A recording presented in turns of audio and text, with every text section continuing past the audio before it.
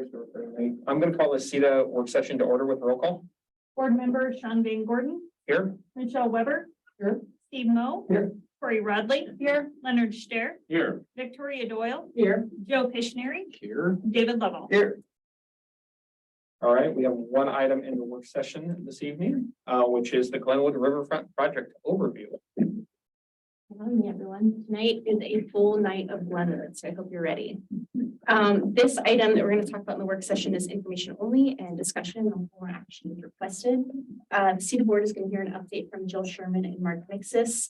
Jill and Mark have been under contract to be our redevelopment partners with the SEDA and the city-owned pieces of the Glenwood master planning area. They're here today to talk about moving into the master planning portion of the project and to provide a reintroduction for our new board members, or new board members. Just a couple of housekeeping clarifications ahead of time. You have an attachment in your packet. It's attachment 1, and it demonstrates the land acquisition or negotiations to date for the SEDA, the city-owned, the SEDA and the city-owned property. It also shows that private property, the private property owners and partners we have involved in the master planning process. And in total, that's roughly 30 acres of master planning area. And a couple more items. We're going to have a lot of terms thrown out today. You're going to hear the term master developer and master planner a lot, and this is really easy to interchange. I like to think about master developer, Jill and Mark. Developers dig, D for dig. Master planners do paperwork, E for paperwork. And that is no way an oversimplification of their talents or their skill that they're bringing to this project. It's just to help the discussion tonight.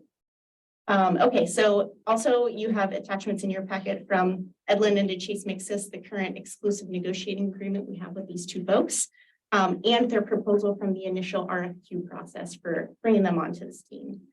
These pieces of paper are not meant to distract you from the conversation tonight. They're mostly here to inform you of where we've been with this team and how we got there today. So, little intro for Jill and Mark. They have a collective 38 years of experience in the development world, all across the country.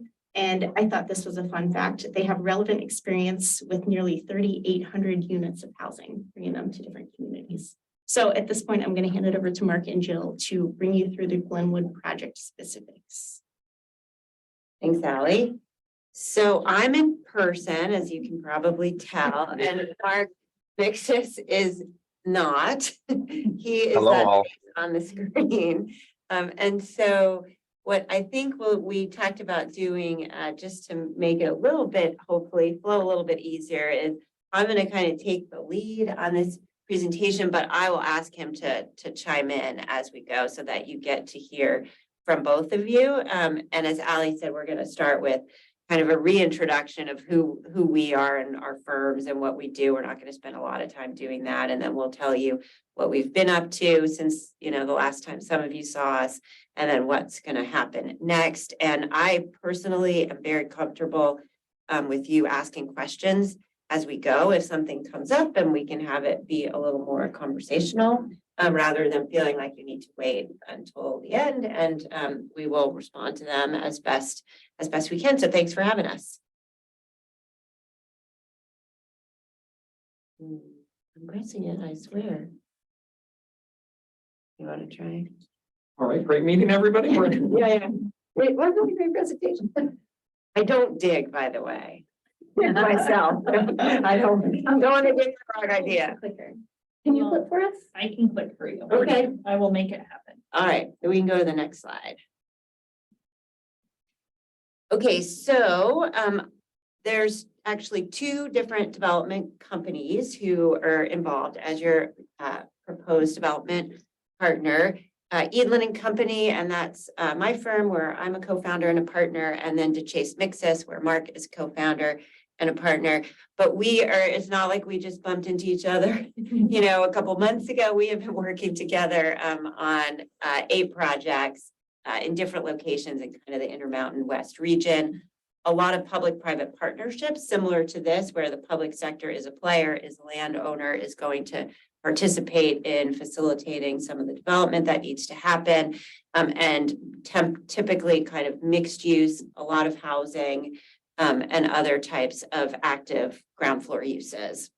So we know each other, and we've done a lot of work together.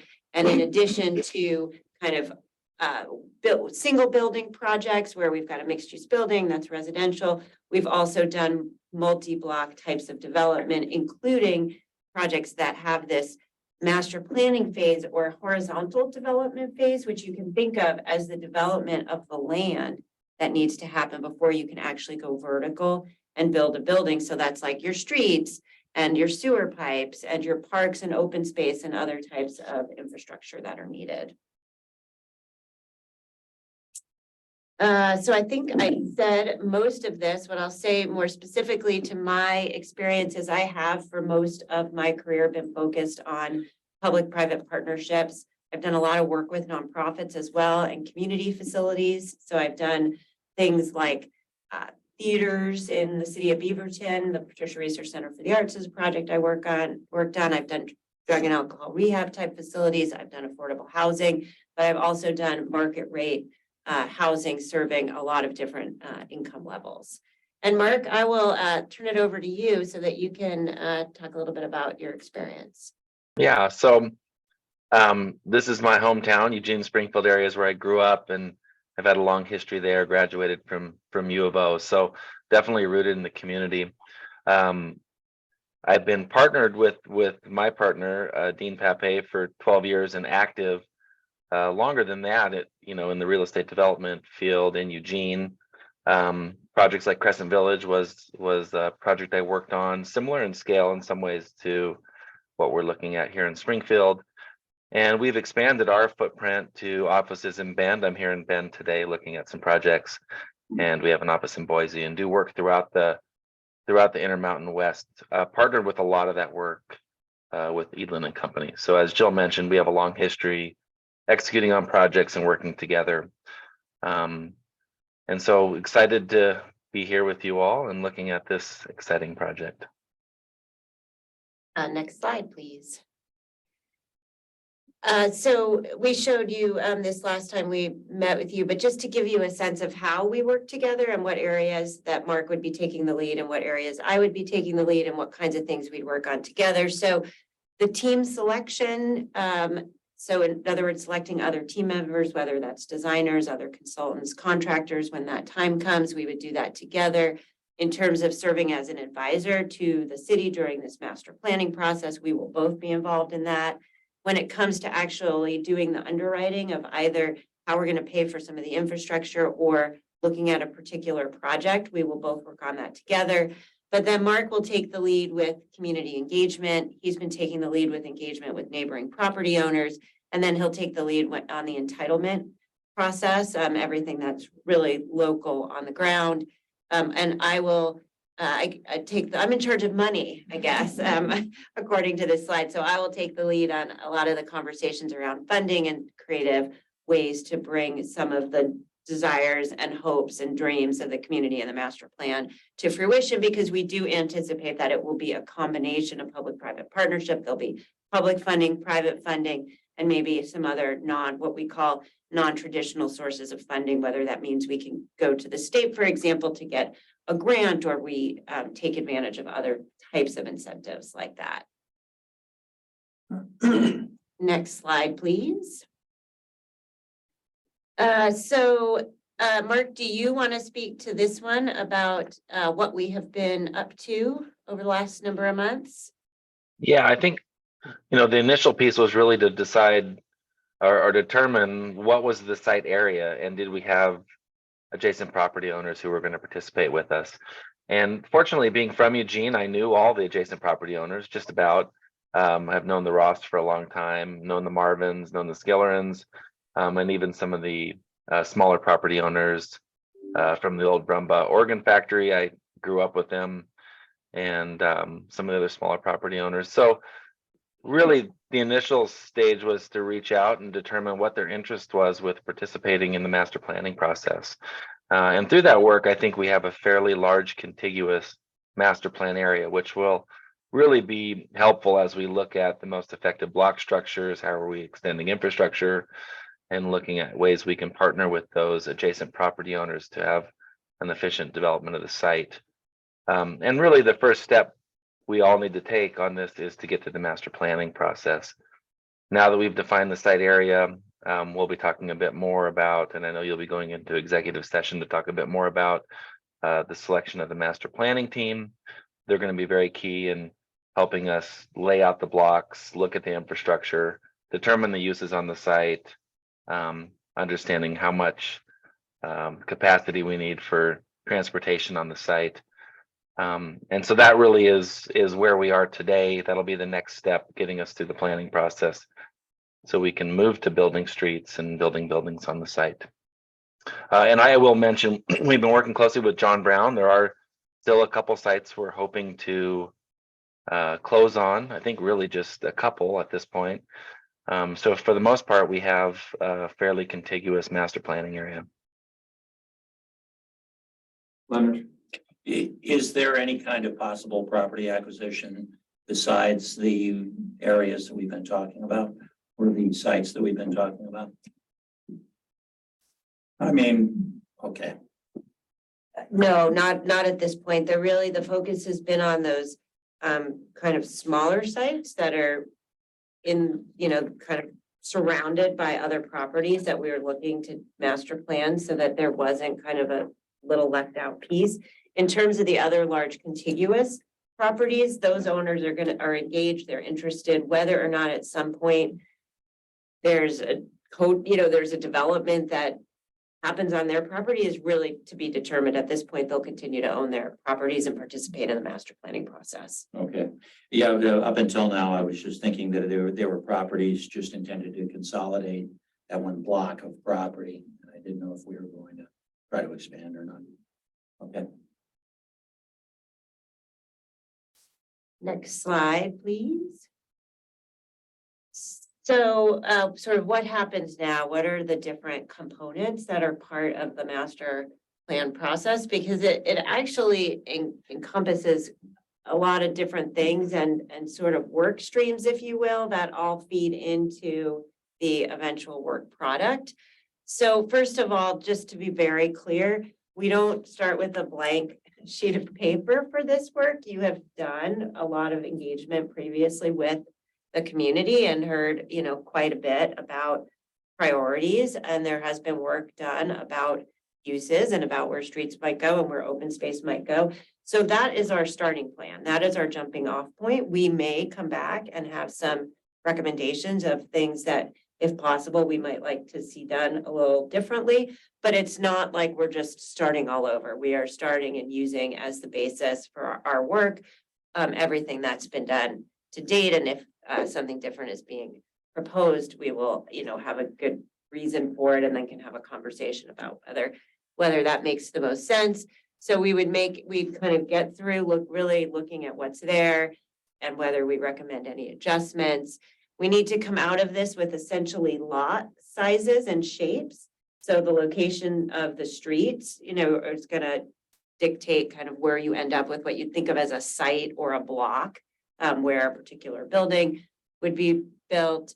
The open space location. So where does it make sense to try to have a park and other types of open space? What's the quality of that space? Is it, more of a plaza hardscape space, or is it a softscape space? Is it a field? What is that open space like?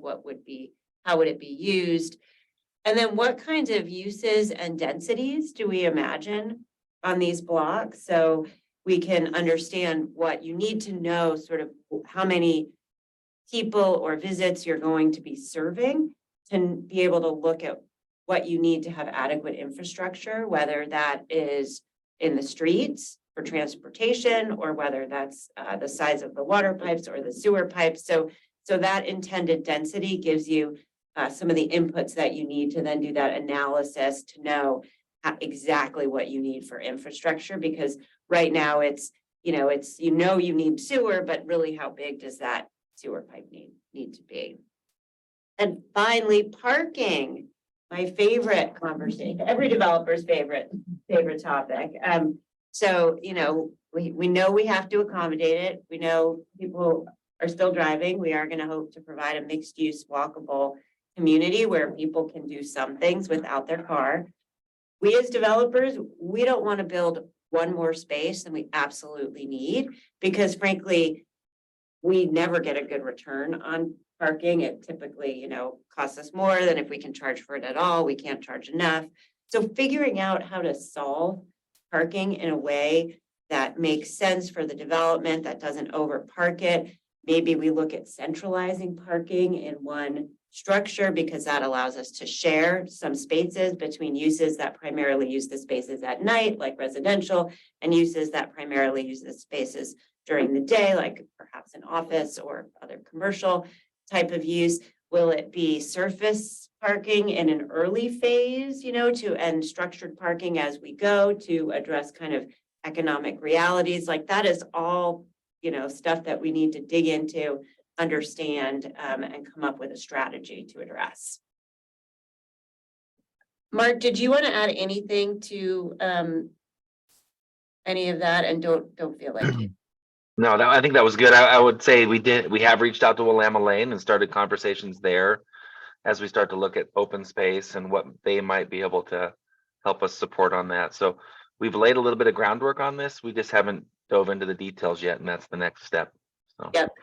So once we know what those needs are, then we can actually start to put some costs to those. So once we know exactly what we think the streets are going to look like and what the size of the utilities are that need to be in the streets, and when we know where the open space is going to be and what that character of that open space is going to be, then we can try to put cost estimates to all of that infrastructure. So that gives us the cost side of the equation. And then we start to look at the sources side of the equation. So how are we going to be able to fund all of this infrastructure? Because we know that the developments themselves, the buildings themselves will not be able to carry all of the infrastructure costs and still be feasible development projects. So that's where the public-private partnership comes in. We also know that SEDA isn't going to be able to pay for all of the infrastructure. So we also need to look for other creative financing tools. So those could be looking for other types of funding from other governmental jurisdictions, whether that's state or federal.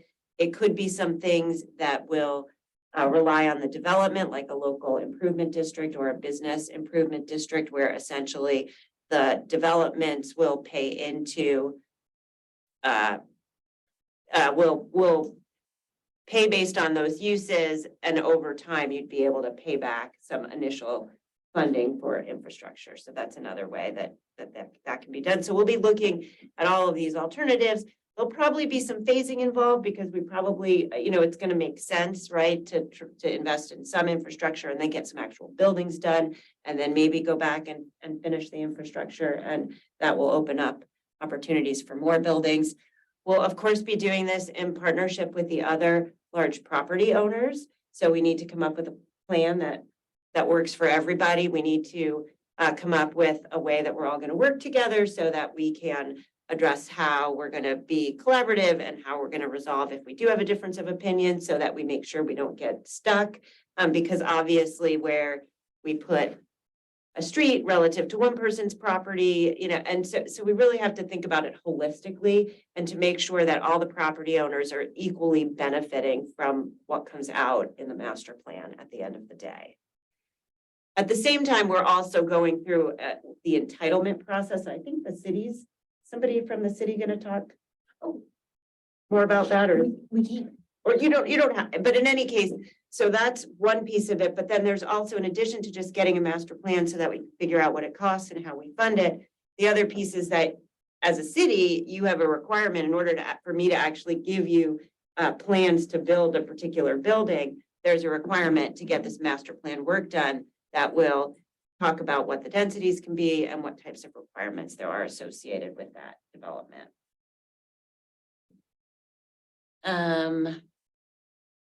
Another thing that we will do throughout is outreach and engagement. So we will work with the master planning team. They've already started to think about this in their proposal that they've provided, but to make sure that we are reaching out to both neighboring property owners, other interested community members, and just, residents generally, people who are going to be interested in what's going to be happening. Generally, we try to collect, bring information, collect feedback, and then try to summarize that feedback and then sort of what's happening with that feedback. In other words, so that people don't feel like they've given feedback and we take it and then they don't know what happened. So we generally would maybe characterize the feedback and say, okay, we heard, you know, you'd prefer an open space that's 4 times the size, and we might say, well, that's, you know, not feasible, but we think the one that we've designed works because of these reasons. So we do try to respond to the feedback, even if it means that we can't take every idea or suggestion or desire and incorporate it into the plan. We will have some kind of ongoing interaction. And that's it. All right, are there questions? We're gonna be a quiet bunch. I do have a couple of comments. One of them is, you started by saying that, you know, the refinement plan was the starting point, which I think is reasonable, right? Because we've done a lot of work towards it. To me, that, you know, if you guys look at it based on your experience and your, you know, time and energy, don't feel like that's gonna lock us in too far. If we have to get further off the beaten path from the refinement plan, I'm actually okay with it. But you may look at it and say, hey, like, this was the best thing since sliced, you know, white, and that we should follow that as a guideline.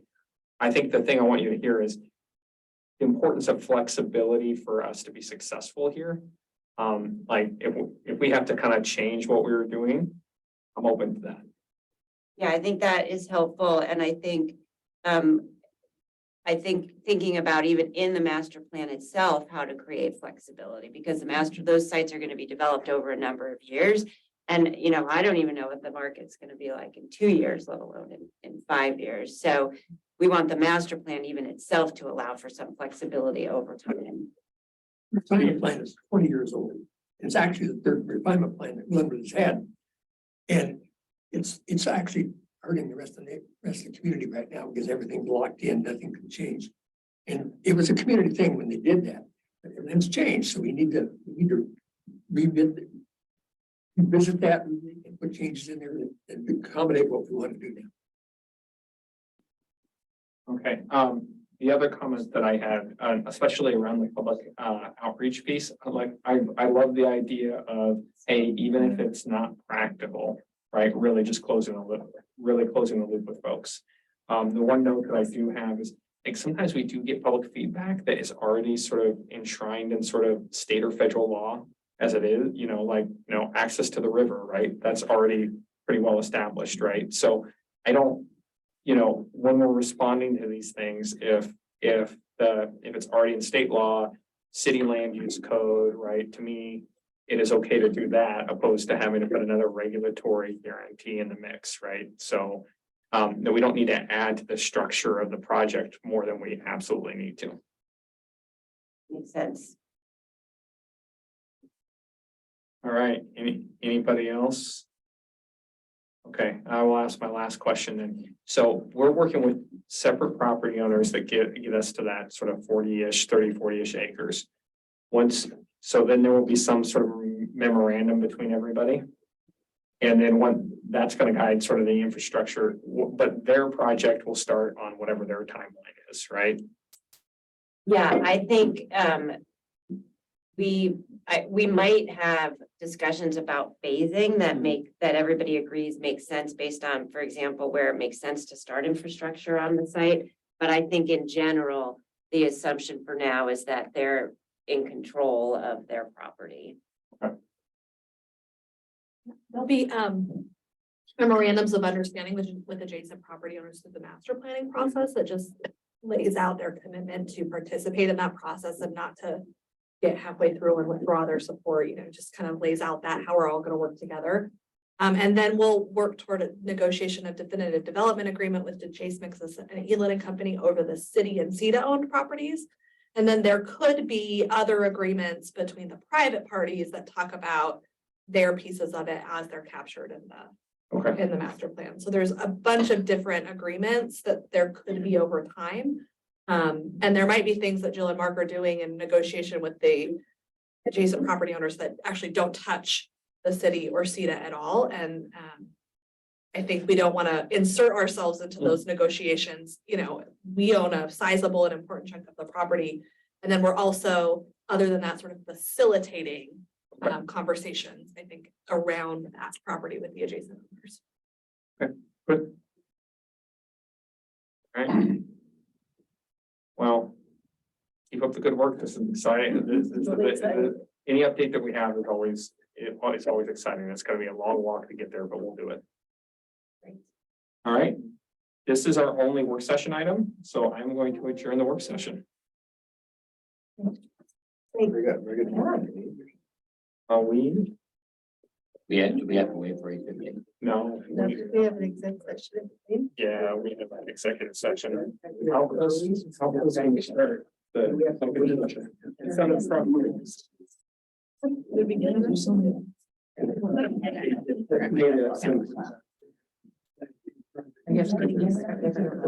Regular meeting is 8:15. Yeah. Exec session. The executive session is estimated at 7:45. We have to wait till 7:45. Well, that's what we're trying to figure out. It's estimated on, right on. No, I don't think so. It's not a public hearing. Yeah, session and take separately. We're gonna switch to the executive session link. So, is it? Mark, I'm gonna take. No, this isn't open to play. Okay,